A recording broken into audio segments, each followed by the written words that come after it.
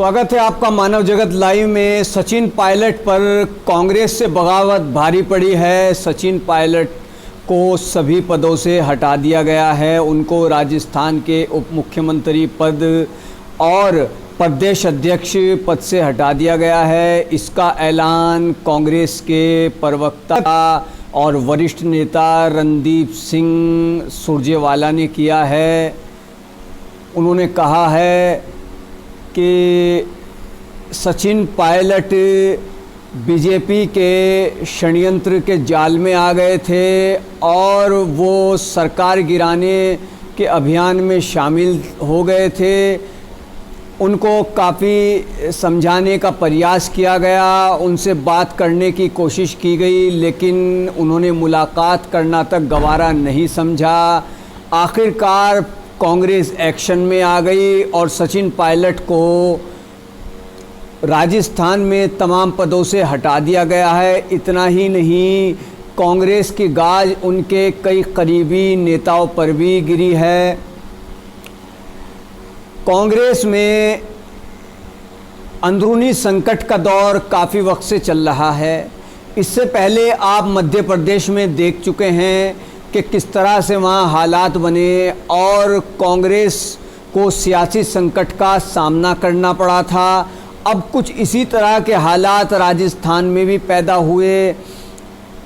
जिस वक्त राजस्थान में कांग्रेस सत्ता में आई, तभी से सचिन पायलट ये मानकर चल रहे थे कि उनको राजस्थान का मुख्यमंत्री बनाया जाएगा, लेकिन ऐसा नहीं हो सका।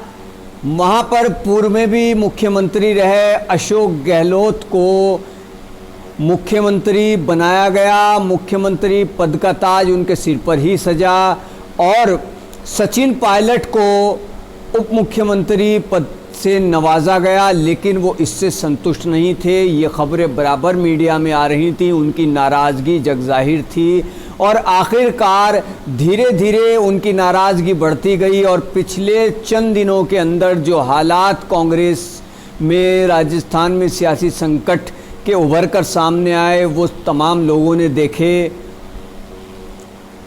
अब भी सचिन पायलट इसी बात को लेकर अड़े हुए थे। उन्होंने स्पष्ट तौर पर तो ऐसा कुछ नहीं कहा था, लेकिन खबरें ये आ रही थी कि वो अशोक गहलोत को हटाकर खुद मुख्यमंत्री बनना चाहते हैं और इसी वजह से वो कांग्रेस के खिलाफ बगावत पर उतर आए।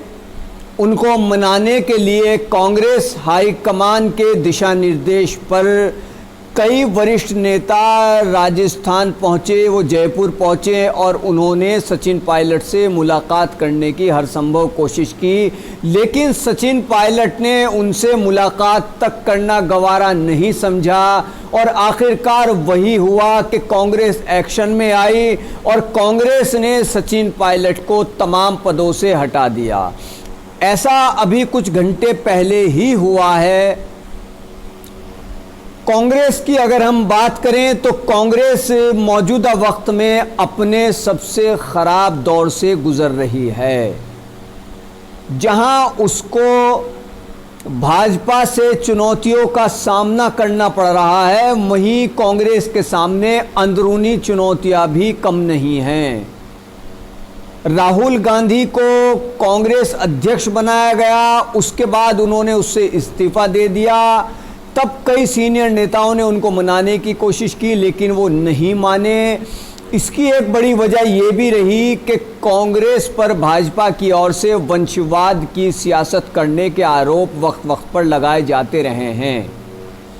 तो जब कांग्रेस के अध्यक्ष पद की जिम्मेदारी राहुल गांधी ने संभाली थी, तब बीजेपी की ओर से काफ़ी जोशो खरोश के साथ कहा गया कि कांग्रेस वंशवाद की राजनीति करती है और कांग्रेस के अध्यक्ष नेहरू ख़ानदान से ही बनते आए हैं, जबकि ये पूरी तरह से सच नहीं है। कांग्रेस के अब तक कई ऐसे अध्यक्ष रहे हैं जिनका नेहरू ख़ानदान से कोई ताल्लुक़ नहीं रहा, वो बाहर के थे। लेकिन ये हकीकत है कि ज़्यादातर कांग्रेस की कमान नेहरू ख़ानदान के हाथ में ही रही है। राहुल गांधी को हटाने के बाद एक बार फिर से कांग्रेस की कमान सोनिया गांधी के हाथ में आई और मौजूदा वक्त तक वो ही इसकी कमान संभाल रही हैं।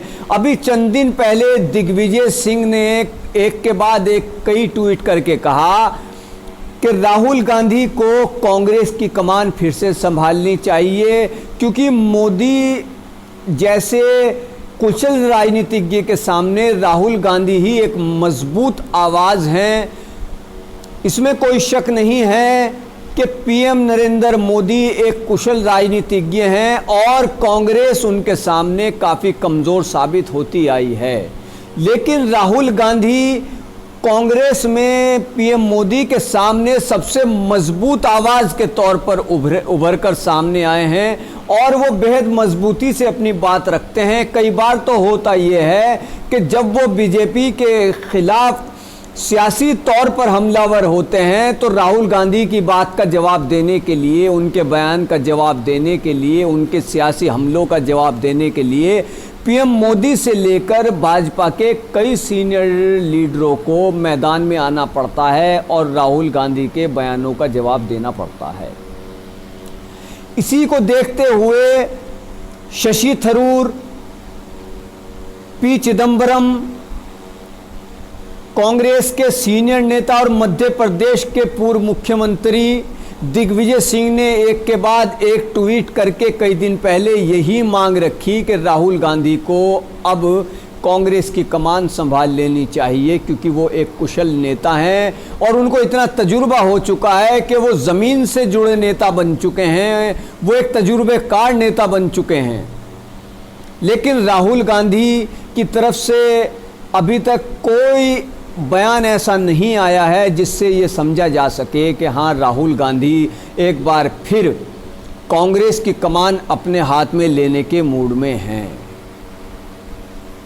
कांग्रेस सियासी संकट से गुजर रही है, अंदरूनी चुनौतियों का सामना करना पड़ रहा है। कांग्रेस के सामने जहां भाजपा बेहद मजबूत पार्टी के तौर पर सामने है, वहीं कांग्रेस एक कमज़ोर विपक्ष बन चुका है। ये सच्चाई है जिसे कांग्रेस को स्वीकार करना चाहिए और कांग्रेस के कई नेता दबी ज़बान में या खुले तौर पर इस बात को कहते भी आए हैं। हाल ही में कपिल सिब्बल ने कहा कि आखिर कांग्रेस कब समझेगी। उसके बाद महाराष्ट्र के कांग्रेस के दिग्गज नेता संजय निरुपम ने यह कहा कि क्या कांग्रेस जब जागेगी जब उसमें कुछ बचा नहीं रहेगा। इससे पहले इतिहासकार रामचंद्र गुहा अपने एक आर्टिकल में लिख चुके हैं कि कांग्रेस अगर वक्त रहते नहीं जागी तो वो इतिहास बन जाएगी। सोशल मीडिया पर भी लोग इस बात की चर्चा करते हैं कि कांग्रेस को मजबूत होने की ज़रूरत है, कांग्रेस में जो खामियां हैं उसे दूर करने की ज़रूरत है। तो जहां तक सचिन पायलट की बात है, सचिन पायलट के बारे में कांग्रेस के प्रवक्ता रणदीप सिंह सुरजेवाला ने कहा कि कांग्रेस ने उनका कितना सम्मान किया। 2003 में सचिन पायलट ने राजनीति में कदम रखा और 2004 में कांग्रेस ने उनको सांसद बनाया। उसके बाद वो तरक्की की सीढ़ियां चढ़ते चले गए, कांग्रेस ने उनको बराबर सम्मान दिया। लेकिन वो बीजेपी के सियासी षड्यंत्र में आकर कांग्रेस की सरकार गिराने में शामिल हो गए, ऐसा कांग्रेस प्रवक्ता रणदीप सिंह सुरजेवाला ने कहा है। रणदीप सिंह सुरजेवाला समेत कई कांग्रेस के लीडर उनसे बात करने पहुंचे, लेकिन उन्होंने मुलाकात तक नहीं की। वो ये समझ रहे थे कि उनके हक में कांग्रेस के कई एमएलए हैं, कई एमएलए उनके पक्ष में हैं। लेकिन इस पूरे मामले में अगर हम गौर व फिक्र करें और गंभीरता से देखें तो इस पूरे मामले में राजस्थान के मुख्यमंत्री अशोक गहलोत एक विजेता बनकर उभरे हैं। भविष्य में क्या होगा, ये आगे क्या होने वाला है, ये कोई नहीं जानता। लेकिन फ़िलहाल तक जो कुछ नज़र आता है उसके मुताबिक अशोक गहलोत विजेता बने हैं। वो अपनी सियासी कुशलता से एक बार फिर से नायक के तौर पर उभरे हैं और सचिन पायलट का अगला कदम क्या होगा, इस पर सभी की निगाहें लगी हुई हैं। जहां तक कांग्रेस में सियासी संकट की बात है तो इस संकट को कांग्रेस को महसूस करना चाहिए और ये सोचना चाहिए कि साल 2014 के पार्लिमानी इंतखाबात, लोकसभा चुनाव से लेकर अब तक कांग्रेस का जो संकट का दौर है वो आखिर उससे बाहर क्यों नहीं निकल पा रही है। प्रियंका गांधी भी काफ़ी मेहनत कर रही हैं, ख़ास तौर से यूपी पर उनका फोकस है और यूपी में वो काफ़ी अच्छे और काबिल तारीफ़ तरीक़े से काम कर रही हैं। लेकिन उसके बावजूद भी कांग्रेस एक के बाद एक सियासी संकट से दो चार होने को मजबूर है। तो इसके बारे में कांग्रेस हाईकमान को सोचने की ज़रूरत है और राहुल गांधी को वक्त रहते कांग्रेस की कमान अपने हाथों में ले लेनी चाहिए। ऐसा कांग्रेस के कई दिग्गज नेताओं की तरफ से मांग की जा रही है। तो मानव जगत लाइव को ज़्यादा से ज़्यादा सब्सक्राइब किए, वीडियो को शेयर करें, कमेंट करें। फिर किसी और राजनीतिक चर्चा के साथ आपसे रूबरू होंगे। तब तक के लिए धन्यवाद।